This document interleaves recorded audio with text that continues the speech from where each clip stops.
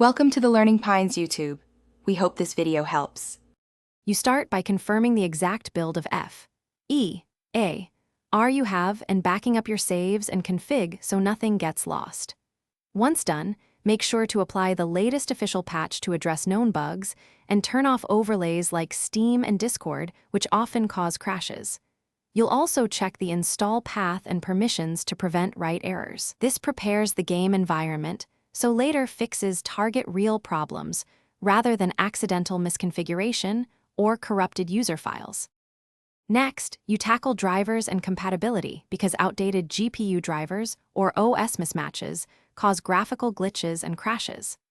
Update to the latest stable WHQL drivers, then set the F.e.a.r executable to run as administrator and use Windows 7 compatibility if on newer systems.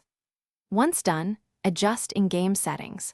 Lower resolution, turn off anti-aliasing or VSync to isolate performance issues. You do this to separate driver and setting problems from deeper engine faults, so you know whether to press on with mod or binary fixes.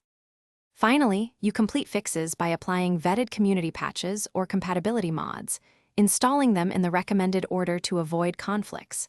If problems persist, verify game files through your platform client or perform a clean reinstall to remove corrupted binaries.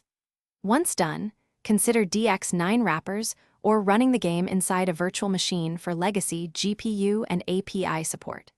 If something still fails, here's one key troubleshooting tip.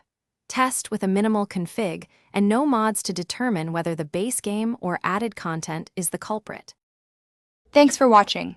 Consider subscribing if we helped you.